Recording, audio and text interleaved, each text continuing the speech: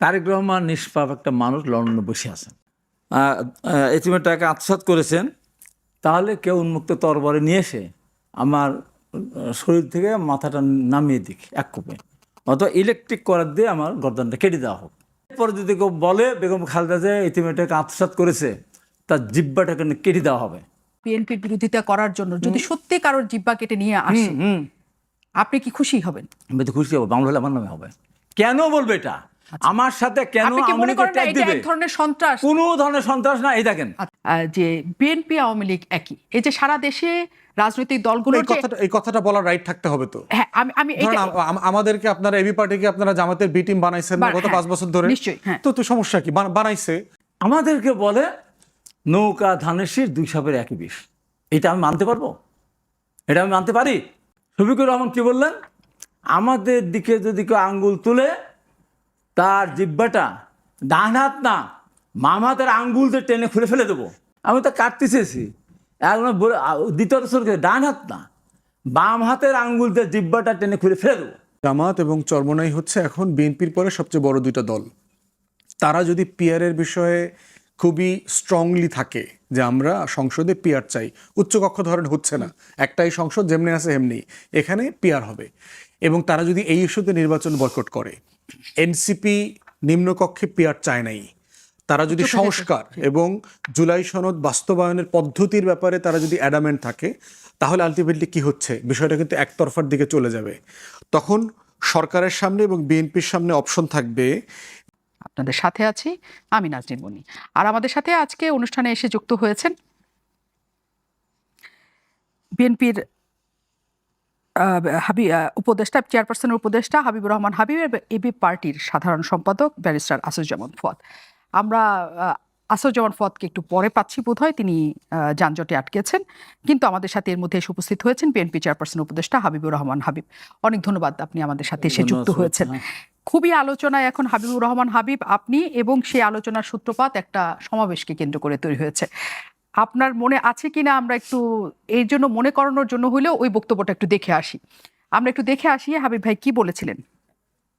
ছাত্র আন্দোলনের এই আন্দোলনের সফলতা নিয়ে অনেক কথাবার্তা বলা হয়, বিএনপিতে পাত্তাই দেওয়া হয় না। বিএনপিতে 15.5 বছর ধরে আন্দোলন করলো, জীবন দিল, দেশে বেগম খালেদা জিয়া মিথ্যা মামলা সাজা ভোগ করেন, বাইরে চিকিৎসা যেতে পারলেন না। আমাদের প্রিয় নেতা আগামী রাষ্ট্রনায়ক দলের ভারপ্রাপ্ত চেয়ারম্যান জনাব তারেক রহমান, যার বাবার স্বাধীনতার ঘোষণা দিয়ে যুদ্ধ করে দেশ স্বাধীন করেছিলেন, একটা বড় একটা মামলা সাজা তার বিরুদ্ধে হয়েছে, মামলা হয়েছে, দেশে আসতে পারেননি, কোনো মূল্য নেই। কিছু কিছু রাজনৈতিক দল, ছোটখাটো দল কয়েকদিন ধরে বলা শুরু করেছিলেন, এক চোর গিয়েছে আর এক লুটেরা লুট করা শুরু করেছে, ডাকাতি করা শুরু করেছে।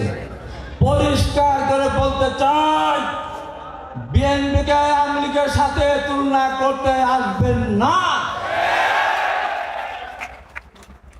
আর আরেকটি খুব সুন্দর করে স্লোগান দেওয়া শুরু করবেন, কি নৌকা ধানের শীষ 2 সাপের একই বিষ। আমি পরিষ্কার করে আবারও বলতে চাই, এই স্লোগান যারা দিবে, এই শব্দ যারা উচ্চারণ করবে, সমস্ত মামলা আমি আসামি হব। আমি আপনাদেরকে বলে ধরে সাথে সাথে জিব্বাটা কেটে কালো কুত্তা দেখাওয়া দেবে। এত বড় সাহস, এত মানুষ জীবন দিলাম, কারাগারে দিলাম, লক্ষ লক্ষ মানুষ, আর বলে নৌকা ধানের শীষ 2 সাপের একই বিষ। আপাতত বন্ধ হয়েছে।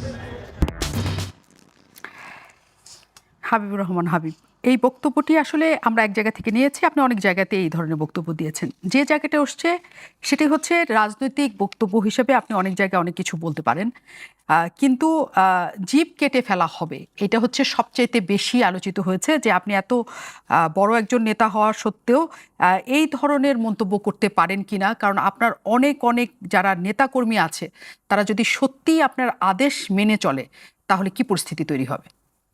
আপনাকে ধন্যবাদ। গ্লোবাল টিভি যারা দেখছেন তাদেরকে শুভেচ্ছা। আমার ভাই ব্যারিস্টার ফুয়াদকে আজকে আলোচনা হিসেবে পেয়েছি, আমি গর্বিত। আমি খুব পরিষ্কার করে বলি যে আমাকে যারা চেনে না জানে না তারা নানান কথা আমার সম্বন্ধে বলতে পারে। এই জিভ কাটার কথা বলেছিলাম সম্ভবত 1998 সালে, আচ্ছা, যখন ছাত্রদলের প্রেসিডেন্ট তৎকালীন শহীদুদ্দিন চৌধুরী অ্যানিকে টিয়ার সেল মেরেছিল। এখনও দেখেন ওর এখানে গর্ত আছে। কিন্তু এই ঘটনাকে কেন্দ্র করে তৎকালীন আওয়ামী লীগের সরকারের স্বরাষ্ট্রমন্ত্রী বীর মুক্তিযোদ্ধা সেক্টর কমান্ডার বীর উত্তম এতদিন এই কারণে দিলাম, আওয়ামী লীগের সময় সে যখন জাতীয় সংসদে দাঁড়িয়ে বললেন উনি যে ছাত্রদলের সভাপতি শহীদুদ্দিন চৌধুরী পুলিশকে কাটা রাইফেল দিয়ে গুলি করতে উদ্যত হয়েছিল, পুলিশ আত্মরক্ষার্থে টিয়ার সেল নিক্ষেপ করেছে। এইটা বলার পরের দিন আমি প্রেস ক্লাবের সামনে দাঁড়িয়ে বলেছিলাম 98 সালে সম্ভবত, যে মেজর রফিক স্বরাষ্ট্রমন্ত্রী, আপনি জানেন না ছাত্রদল বা ছাত্রলীগের প্রেসিডেন্ট যদি কারো দিকে কিছু তাক করতে চায় এটা ঢিলও নিজের মানা লাগে না, ইশারা করলেই হয়। তো এই কথাটা যদি, এই মিথ্যা কথাটা যদি আপনি আওয়ামী লীগের পার্টি অফিসে বলতেন আমি নিন্দা জ্ঞাপন করতাম। জাতীয় প্রেস ক্লাব, জাতির বিবেক, এখানে বললে তীব্র প্রতিবাদ করতাম। কিন্তু আপনি যেহেতু লক্ষ মানুষের জীবনের বিনিয়োগে মহান জাতীয় সংসদ, সেখানে দাঁড়িয়ে এত বড় মিথ্যাচার আপনি করেছেন, সেই জন্য আপনার এই মিথ্যাচারের একমাত্র শাস্তি আপনার দিব্যাটা কেটে কালো কুত্তা দিয়ে খাওয়াই দেওয়া। 98 সালে বলেছি। তারপর সমস্ত পত্রিকা আসার পরের দিন সকালবেলা তার কাছে পত্রিকা গিয়েছে, আমার বিরুদ্ধে ব্যবস্থা নেওয়ার জন্য বলেছে। গেলাম, আমি জেলখানা থেকে বের হয়ে আসলাম 2024 সালের 21 এপ্রিল।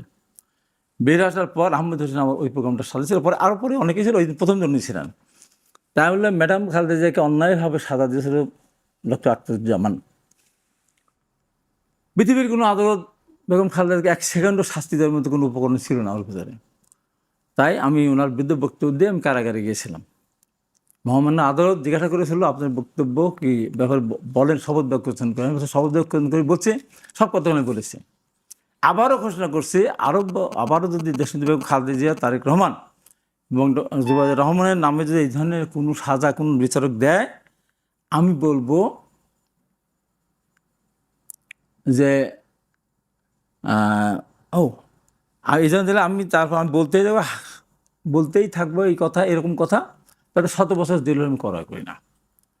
তারপরে আমি জেলখানা ফিরে আসার পরে ওই টকশোতে বললাম যে আমি জেলখানায় গিয়ে সলিমুল হক কামালের কাছ থেকে পরিপূর্ণ এটা আমি পড়েছি, ভাই কোথাও বেগম খালেদা জিয়াকে সাজা দেওয়ার মতো কোনো উপকরণ নেই। তারপরে আমি বলছি, চ্যালেঞ্জ করে বলছি, যদি কেউ প্রমাণ করতে পারে যে বেগম খালেদা জিয়া এতিমের টাকা আত্মসাৎ করেছেন, তাহলে কেউ উন্মুক্ত তরবারে নিয়ে এসে আমার শরীর থেকে মাথাটা নামিয়ে দিক এক কোপে, অথবা ইলেকট্রিক করার দিয়ে আমার গর্দানটা কেটে দেওয়া হোক বলেছিলাম। এখন থেকে আজ এরপর যদি কেউ বলে বেগম খালেদা জিয়া এতিমের টাকা আত্মসাৎ করেছে, তার জিব্বাটাকে কেটে দেওয়া হবে। কোন আমল? আওয়ামী লীগের আমল। কার সামনে? আওয়ামী লীগের এমপি, 5 বারের সাংগঠনিক সম্পাদক। তা আমি আহমেদ হোসেন বলছেন আমিও আমার বলেন না, আপনি বলেন বেগম খালেদা জিয়া এতিমের টাকা আত্মসাৎ করেছে, দেখেন আপনি জিব্বাটা থাকবে না। আওয়ামী লীগ আর একজন এমপি, একজন নেতা আমার সামনে আর এই কথা উচ্চারণ দিতে করেনি যে বেগম খালেদা এতিমের টাকা আত্মসাৎ করেছে। সেই আমি যেটা বললেন, এত কষ্ট করলাম, রিমান্ডে গেলাম, বারবার কারাগারে গেলাম, আমার ছোটো ভাই বুদ্ধুকে আমাকে না পেয়ে প্রতিদিন ইলেকট্রিক শক দিত। এই যে টুকু থেকে শুরু করে সিনিয়র নেতারা আমরা কতবার ছেড়ে গেলাম, লক্ষ লক্ষ মানুষের মামলা খেলাম, আমাদের শহীদ হয়েছে সবচেয়ে বেশি, আমরা হাজার হাজার মানুষ, আমাদের শত শত গুম হয়েছে, হাজার মানুষ আহত হয়েছে। আমাদেরকে বলে নৌকা ধানের শীষ 2 সাপের একই বিষ। এটা আমি মানতে পারবো? এটা আমি মানতে পারি? সেই জন্য আমি বলেছি, আমি কারোর নাম বলি নাই, যে বলবে তার। এখনও বলছি, আমার সাথে এই মুহূর্তে আওয়ামী লীগের নৌকার সাথে ধানের শীষের তুলনা যে করবে, এই কথা যে বলবে, আমার কথা ওইটাই থাকবে। কিন্তু এটা আপনি মনে করেন না? কারণ আপনি যদি পরপর বলে থাকেন, বলছি না। হ্যাঁ, এরপর দেখেন জামাতের আমির শফিকুর রহমান কি বললেন, আমাদের দিকে যদি কেউ আঙ্গুল তুলে তার জিব্বাটা ডান হাত না বাম হাতের আঙ্গুল দিয়ে টেনে খুলে ফেলে দেবো। আমি যদি 1 টন অপরাধ করি, ওনার অপরাধ 1000 টন। আমি তো কাটতে চেয়েছি, দ্বিতীয় ডান হাত না বাম হাতের আঙ্গুল দিয়ে জিব্বাটা টেনে খুলে ফেলে দেবো। অপরাধ কার বেশি? তারপরে ডাক্তার মাসুদ যে সে বক্তৃতা দেন, উনি কি বললেন সেদিন? গিনিস বুকে নাম উঠছে বাংলাদেশের নাম, আর একটা নাম উঠবে বাংলাদেশের একটা বাংলাদেশ জাতীয় দল। পৃথিবীর দেশে দেশে সরকার বিরোধী আন্দোলন করে বিরোধী দলরা, রাষ্ট্রীয় ক্ষমতা থাকে তার বিরুদ্ধে। একটা মাত্র দল বাংলাদেশে পৃথিবীতে যে ক্ষমতায় যাওয়ার আগেই তার পতনের জন্য সারা বাংলাদেশের সমস্ত রাজনৈতিক দলগুলো ঐক্যবদ্ধ হয়েছে। তাই বলছে বিএনপিকে মাপ চাইতে হবে। বিএনপি মাপ না চায় তাহলে আওয়ামী লীগ 5ই আগস্ট দেশ ছেড়ে পালিয়েছে, বিএনপিকেও এই দেশ ছেড়ে পালিয়ে যেতে হবে। তারপরে বলা হয়েছে, আমাদের পাবনায় স্থানীয় আমির বলেছে যারা, বিএনপি একটা সন্ত্রাসী সংগঠন। এরপরেও কি আমার ওপর একটা বড় কিছু হয়ে গেল? বড় হলো আমার কিন্তু আপনার কি মনে হয় যে এই ধরনের বক্তব্য দেওয়া, এইটা কি? এই ধরনের শব্দ এটা ব্যবহার করা একেবারে সব নেতা খুবই- হিসেবে এটা আহারে, মানে সরল? এটা কি আমারটা সরল? শুনতে হবে তো। জেনারেল এরশাদ যখন রাষ্ট্রীয় ক্ষমতা ছিল জি। এক ভাষায় কথা বলেছি। তারপরে বিএনপি যখন রাষ্ট্রীয় ক্ষমতা ছিল, আমি যখন আওয়ামী লীগ করতাম, আমি সুন্দর ভাষায় একই কথা বলেছি। বিগত সরকারের আমলে আমি হাবিব ম্যাডামকে যখন বিদেশে যাওয়ার ব্যাপারে আইনমন্ত্রী বললেন, উনি নির্বাহী আদেশে বের হয়েছেন 6 মাসের সাজা মকুব স্থগিত, অর্থাৎ বিদেশে যাওয়ার ক্ষেত্রে আর কোনো আপত্তি আইন আদালতের দোহাই দেওয়া লাগবে না, প্রয়োজন নেই। শুক্র শনি আমাদের দেশে অফিস বন্ধ, শুক্র শনি অফিস খুলে ম্যাডামের পাসপোর্ট রিনিউ করার ব্যবস্থা করা হলো।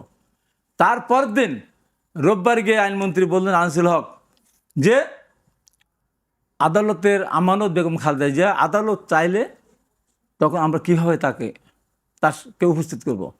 আপনি তখন ছিলেন 71-এ, আমি বললাম এর মানে ইয়ে ছিল, ফারজানা রূপা ছিল। আমি বললাম যে আমি ম্যাডাম খালেদার উপদেষ্টা, আমি দলের কর্মী, এই কথা যদি আমানত হিসাবে রাখতে হয়, আমরা জেলখানা থেকে আসার সময় হয় টাকা দেওয়ার লাগে, না কোনো মানুষ জামিনদার হয়।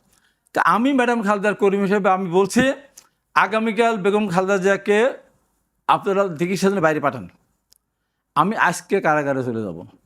উনি যতদিন আসবেন না ততদিন আমি কারাগারে থাকবো।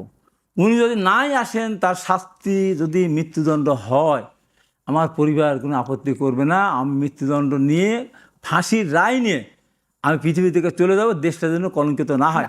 শেষ করে দিই, এইটা বলার পরে আমি ওই 7টা-8টার সময় তো 71 টেলিভিশন হয়, আপনি দেখেন ওই দিন রাত্রে 1:30 থেকে পুনঃপ্রচার হয়, যেটা ওই পুনঃপ্রচার কিন্তু হয়নি।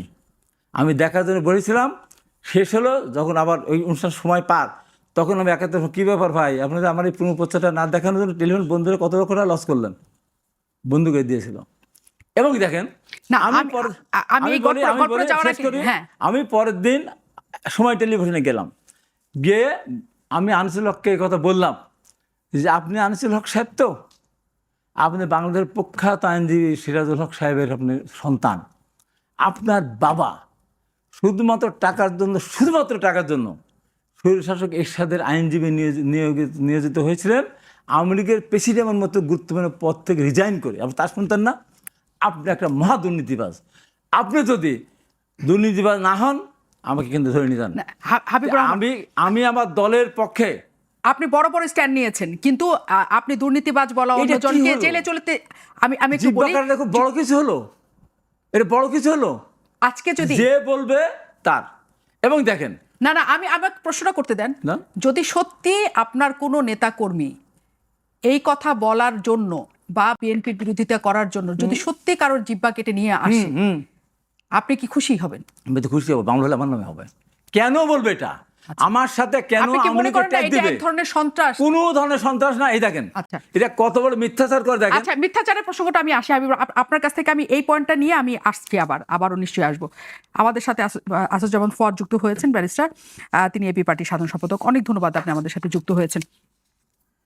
জামাত ইসলামের কথা এখানে এসছে এবং এখনো পর্যন্ত হাবিবুর রহমান হাবিব তার স্ট্যান্ডে একদম শক্ত। আপনি নিশ্চয়ই দেখেছেন যে তিনি এটা আসলে কেউ করলে তার মনে হবে না যে এটা ভুল কিছু হয়েছে। রাজনীতিতে আমরা নানা ধরনের আক্রমণাত্মক কথা শুনি, অবশ্যই শুনি, কিন্তু এই ধরনের জিভ কেটে ফেলা, কল্লা কেটে ফেলা, করে ফেলা যখন নেতারা বলতে থাকেন, একই সাথে আমি জামাতের কথাও বলছি, মানে সকল ক্ষেত্রেই বলছি, সেটা আসলে আমাদের কি বার্তা দেয়? উস্কে দেয়, নাকি এটা আসলে রাজনৈতিক আলোচনা হিসেবে আমরা রাখবো? ধন্যবাদ। আমার মনে হয় যে হাবিব ভাই যেহেতু বিএনপির রাজনীতি করেন, আমি এটাকে দেখি হচ্ছে জিয়া পরিবারের কিন্তু একটা গুণ আছে। দেখবেন হাসিনা এবং খালেদা জিয়ার মধ্যে যখন তফাৎ করা হয়, তখন দেখবেন যে একটা গুণের কথা সবসময় বলা হয় যে খালেদা জিয়া কথাবার্তায় খুব মার্জিত, চিৎকার করে কথা বলা, কাউকে আহত করে কথা বলা, তারপরে হচ্ছে কাউকে খোঁচা দেওয়া, উস্কানি দেওয়া, এই ধরনের কোনো কথা দেখবেন খালেদা জিয়া বলে না। তার অন্য দোষ ত্রুটি থাকতে পারে, সে প্রধানমন্ত্রী ছিল, সে ভালোভাবে দেশ চালাইছে পারছে কিনা, এগুলো নিয়ে আপনি সমালোচনা করতে পারেন, দলের চেয়ারপারসন।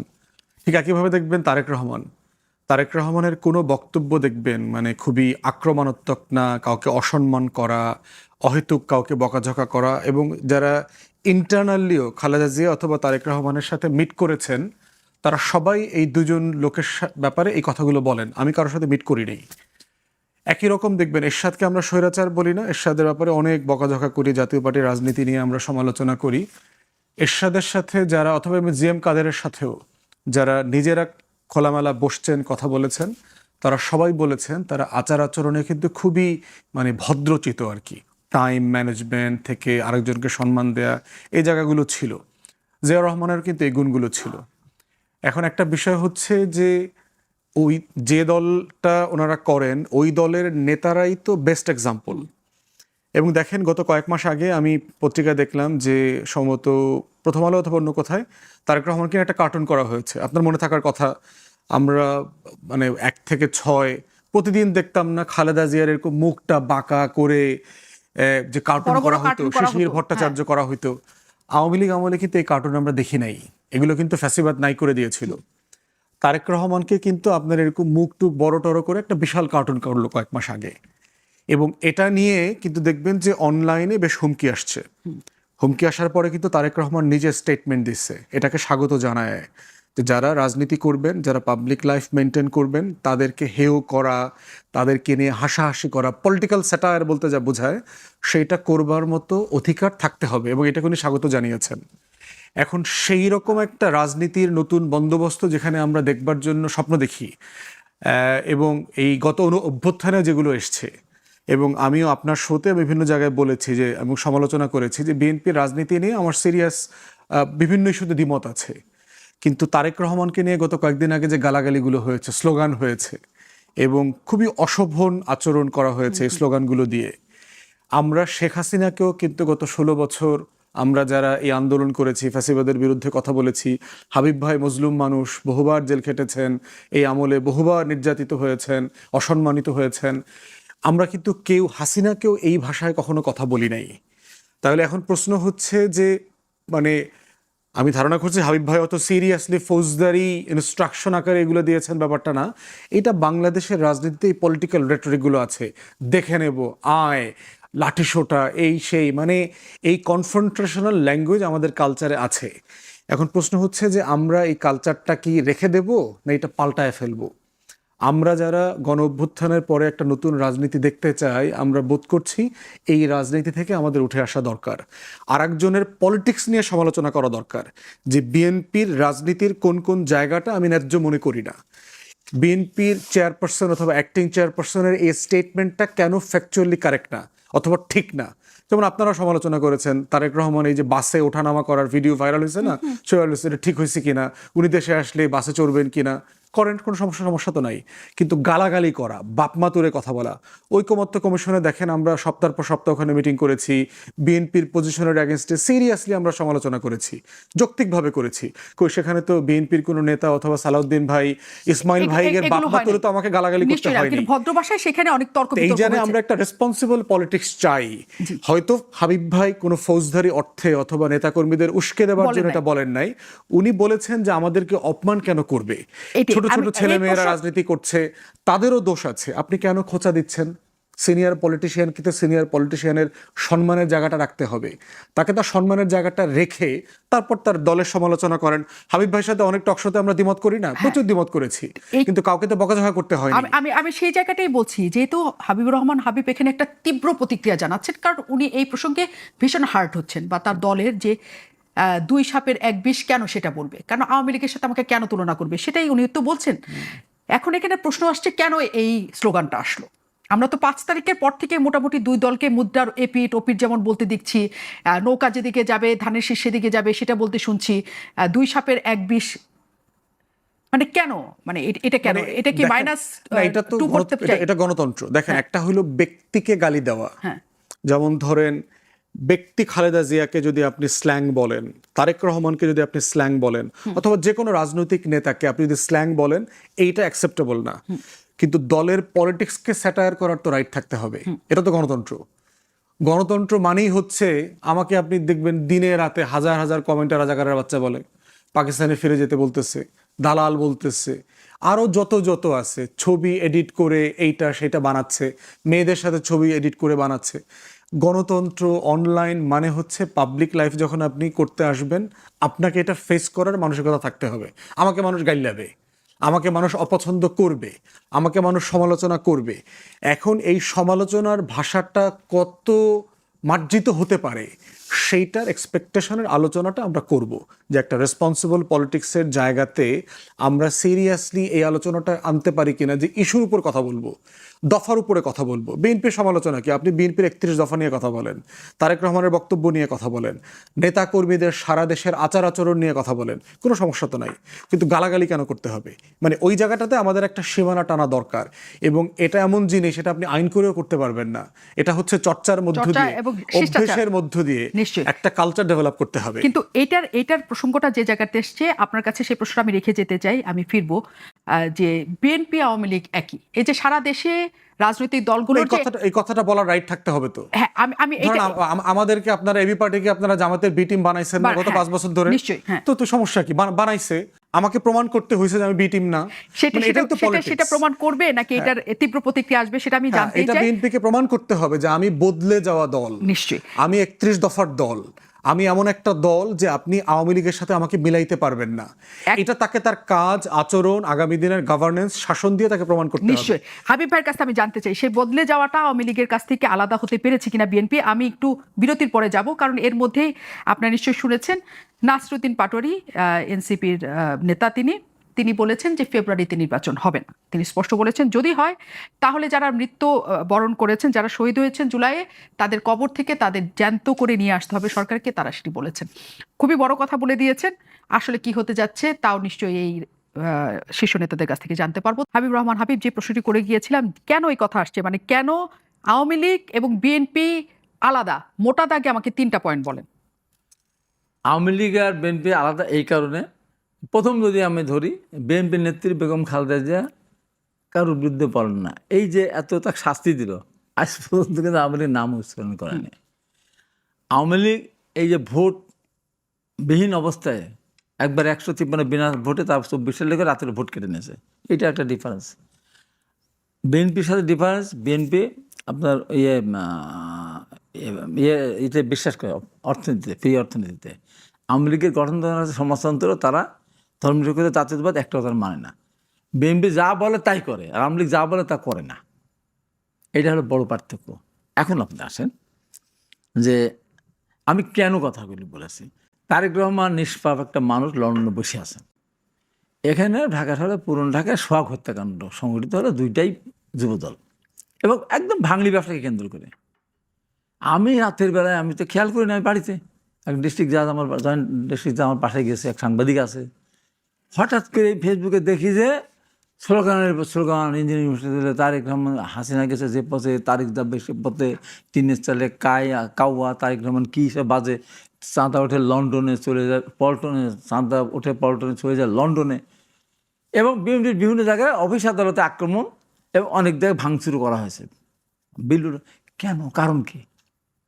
কারণটা কি? ওই রাত্রিবেলায় তারপরেই মানে বিএনপিকে অবাঞ্ছিত ঘোষণা করেছে। আমি রাতের ভয়ে আমার লোকজন হাত নিয়ে, ওই রাতের বেলায় আমি 2:30টায় এক সাংবাদিক আমার বাসে ছিল, সে তার পেজ থেকে আমি তাকে করলাম যে কী হয়েছে কি এখানে, বিএনপির এখন দায়টা কোথা থেকে আসলো। তারপর দিন তারেক রহমান উনি পরিষ্কার করে বললেন যে ঘটনা যেই ঘটাক তাকে দল থেকে বহিষ্কার করতে হবে এবং তাকে ধরে দিতে হবে, এবং কোনো বিএনপির আইনজীবীরা সেখানে তার পক্ষ নিতে পারবে না। তারপরেও এই মাসুদ বলে ফেললো যে বিএনপিকে মাফ চাইতে হবে, তখন আওয়ামী লীগের দেশটা বিতাড়িত। কোন কারণটা কি? এই যে কেন এখন দেখেন যে তারা যে কথাটা বললেন, আরে এইসব বাচ্চা ছেলেবেলাকে জিয়া রহমান কেটেছে খাল, এরশাদের লাঙ্গল, আওয়ামী লীগের কি একটা বিচ্ছির একটা কথা। এরাই বলেছে ম্যাডাম খালেদা শাড়ি কাকে দিবে, তারপর তার গহনা কাকে ভাগ করে নিচ্ছে। কোন বিনা অপরাধে এই কাজগুলো যদি বলে, আমরা এত কষ্ট করার পর, এই দেখেন জয়দেবপুরে মারা গেল এখন তা আপনার কি মনে হয় না যে এগুলো আসলে, যেটা ফাদ ভাই বলছিলেন, যেগুলো একটা রাজনৈতিক কথা, না রাজনৈতিক না না, স্লোগান বা আমি আজকে বলতেছি, এই যে জয়দেবপুরে একজন সাংবাদিক গলাগড়ে হত্যা করলো, সারজিদ আলম পোস্ট দিয়ে দিল, বিএনপিটা করেছে, তারপর তো এখন মামলা হয়েছে না। আমি আজকে বলতেছি গাজীপুরে যদি গাজীপুরে আমি পরিষ্কার করে বলেছি যে 200 এক বিশ যারা নৌকা ধানের 201 তারকে দিব্যাটা কেটে দেবে। আমি সারজিদ আলমকে বলি নাই, আমি তো কাউকেই বলি নাই, যাকে যে বলবে তাকে। অথচ আমি কিন্তু ওই সময় আওয়ামী লীগের সময় স্বরাষ্ট্রমন্ত্রী সরাসরি তার নাম ধরে বলেছিলাম। এটা একটা গেল।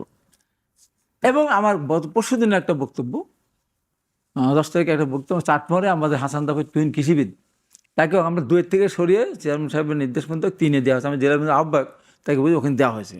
ওখানে আমাদের একজন স্বতন্ত্র প্রার্থী হিসেবে দৌড়ায় বেড়াচ্ছে, ধানসি করে। আমি দেখো, চেয়ারম্যান সাহেব এখানে সরাসরি বলে দিয়েছেন আমাকে তার পক্ষে ইলেকশন করার জন্য, তুমি এগুলো করো না।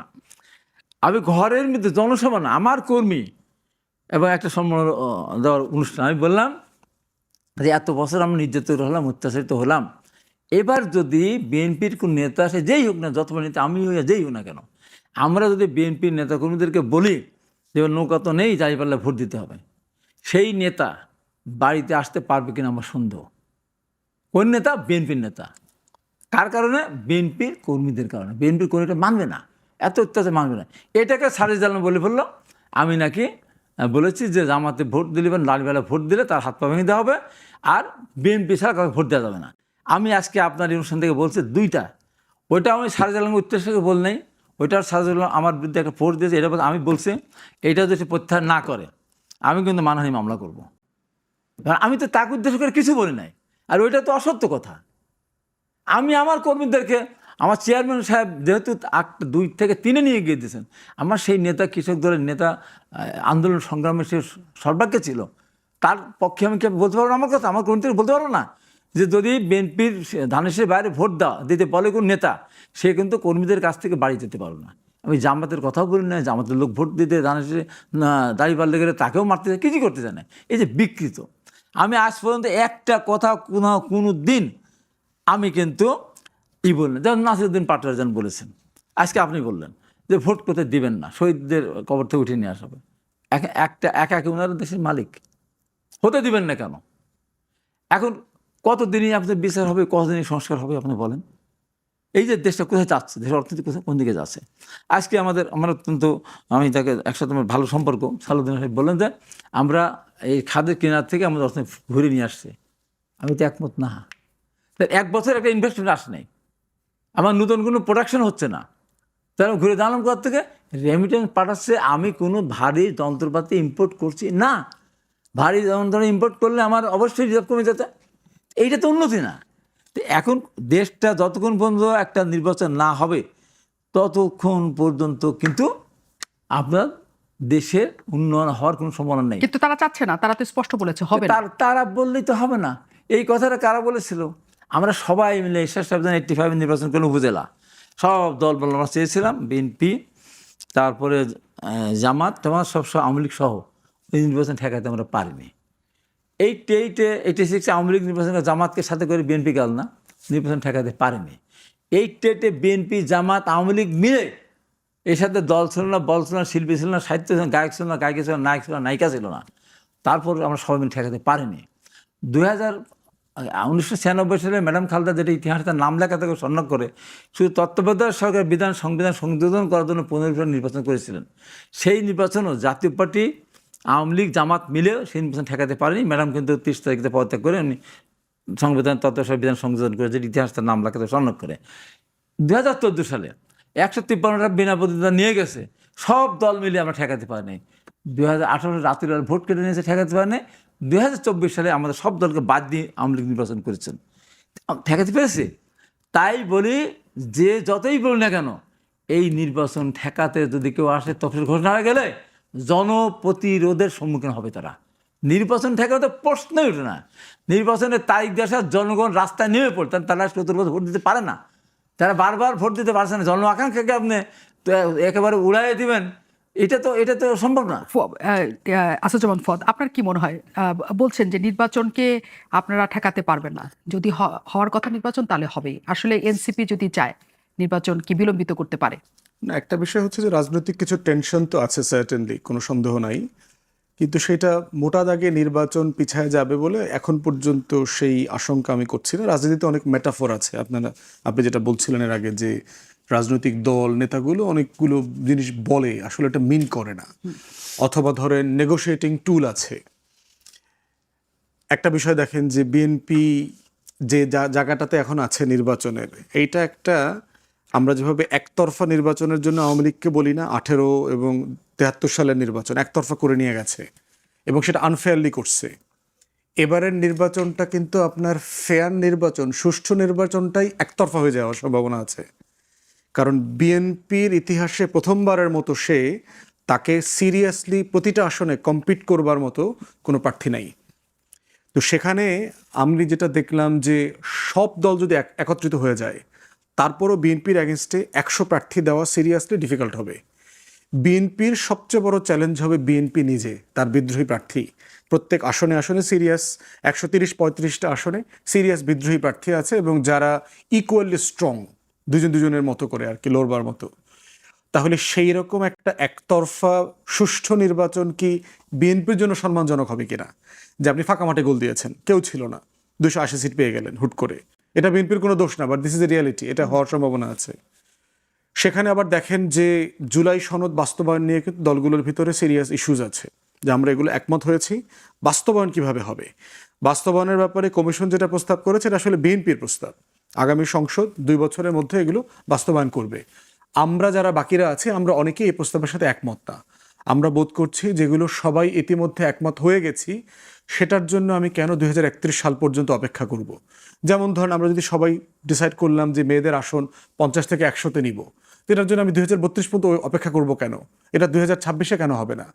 আমরা যদি সবাই একমত হই যে মেয়েদেরকে ন্যূনতম 5% সিটে সরাসরি নমিনেশন দেওয়ার চেষ্টা করব, তো সেটা 2032 সালের জন্য অপেক্ষা করব কেন? আমরা যদি সবাই একমত হয়ে যাই 2 টার্মের বেশি ক্ষমতায় কেউ প্রধানমন্ত্রী এই থাকতে পারবে নির্বাচনে না, সেসব পরিবর্তন চান, এটা দরকার, কিন্তু এখনই দরকার, কিন্তু এখনই হতে সেটা পারে। তো নির্বাচন হলে, আপনি যেটা বলছেন সেটা নির্বাচন হলে, প্রশ্ন উঠেছে নির্বাচনটা ফেব্রুয়ারিতে হবে না। না, টেনশনের জায়গাটা কোথায় সেটা না, বলছি। এখানে জামাতে ইসলাম বলছে পিআর পদ্ধতি নিয়ে তারা নির্বাচন, আর একটা টেনশনের জায়গা, আন্দোলনে তারা নামবে। তার মানে জামাতের একটা ইস্যু আছে, যেহেতু বিএনপি পিআর পদ্ধতি মানে না, তার মানে ওইটাও একটা আনসলভড ইস্যু হিসেবে সামনে থাকবে। একই সাথে এনসিপি একেবারে ফেব্রুয়ারিতে নির্বাচন মানে না। আজকে তাদের বক্তব্য পুরো স্পষ্ট হলো, কারণ অনেকদিন পর তারা তীব্র কণ্ঠে কোনো বক্তব্য দিলেন, কারণ বেশ কিছুদিন 5 আগস্টের পর তাদের আমরা কোনো রকমের সাড়া পাচ্ছিলাম না। তার মানে তারা ফেব্রুয়ারিতে নির্বাচন চায় না, স্পষ্ট। জামাত না চাইলে, এনসিপি না চাইলে, তাহলে আপনি যে একতরফা নির্বাচনের কথা বিএনপির বলছেন, সেদিকে তাকিয়ে নির্বাচন দিবে সরকার? মানে একটা তো বিষয় হইল যে সবাই গেলেও একটা একতরফা বিজয়ের সম্ভাবনা আছে। জি। নির্বাচনটা একতরফাই হয়ে যাবে, একমুখী হয়ে যাবে। এরপরে টেনশনের জায়গাগুলো হচ্ছে যে দুটো আপনি বলেছেন, জামাত এবং চরমোনাই হচ্ছে এখন বিএনপির পরে সবচেয়ে বড় 2টা দল।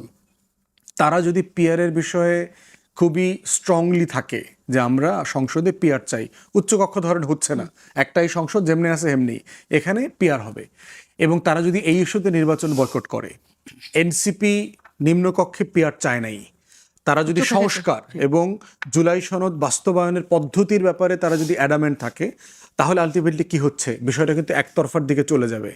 তখন সরকারের সামনে এবং বিএনপির সামনে অপশন থাকবে যে বিএনপি যাদেরকে যুগপদে এখন আসন দেয়া নেয়া করতেছে, 3টা-4টা করে থোক বরাদ্দ দিচ্ছে বিভিন্ন দলকে, তারা বিরোধী দলে চলে যাবে, এরকম একটা অপশন হবে।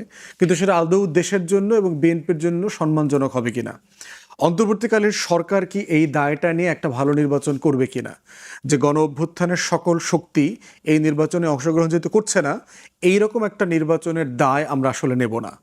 তখন এমন হইতে পারে, প্রফেসর ইউনূস কিন্তু বেশ কয়েকবার দায়িত্ব ছেড়ে দেওয়ার জন্য উদ্যোগ নিয়েছিলেন, উনি হয়তো দায়িত্ব ছেড়ে দিতে পারেন, নির্বাচনকালীন একটা সরকার করে দিয়ে উনি আসলে বিদায় নিয়ে চলে যাবেন।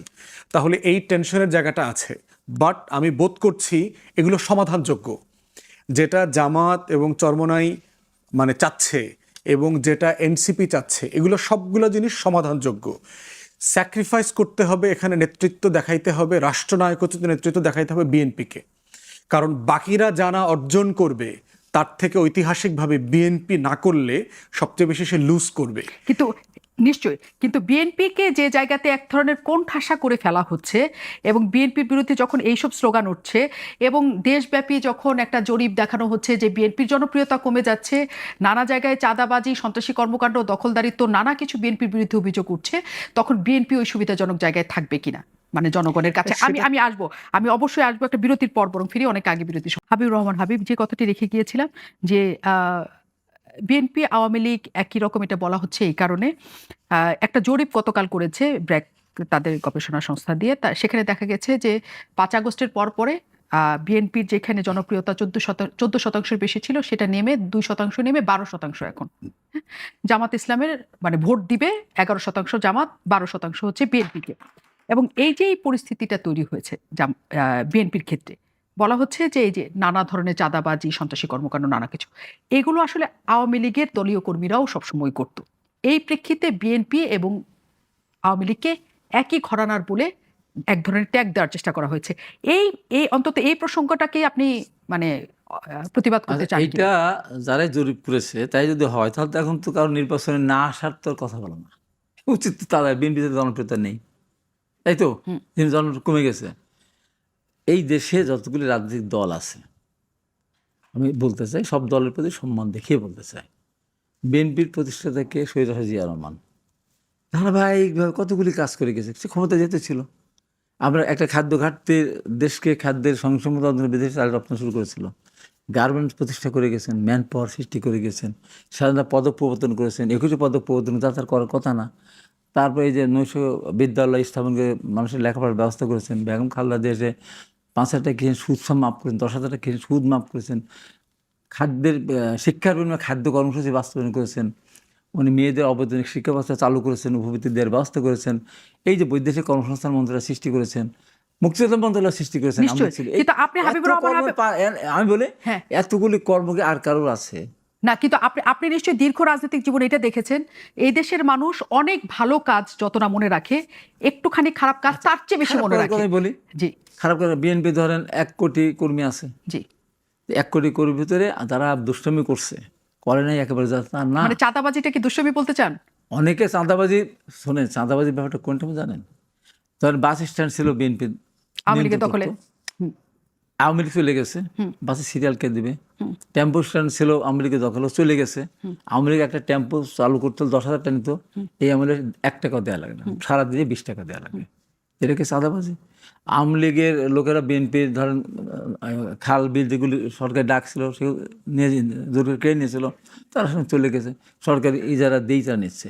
এই হাট বাজারগুলি, কিন্তু এর জন্য তো আওয়ামী লীগের মতো করে বলা হয় তারা এগুলো খারাপ করেছে বলে তাদের লিগেসি বিএনপি ধরে রাখবে। এখন ওই হাট বাজারগুলো পরিচালনা করতে সরকার ট্যাক্স দিতে হবে না? তো সেটা তো সরকার ডাক দেখেই তো তারা হাট বাজার পরিচালনা করতেছে। সরকার ডেকে বিএনপি কে কাজ দিয়েছে হাট বাজার পরিচালনা করার জন্য। সরকার না তো, এ কম্পিটিট হয়েছে, হাট বাজার কম্পিটিট হয়, জামাতও আমাদের কয়েকটা জামাতও পেয়েছে। আচ্ছা, আপনি ইজারা আপনি দিবেন 1 লাখ টাকা, কাদের কাছ থেকে পেয়েছে?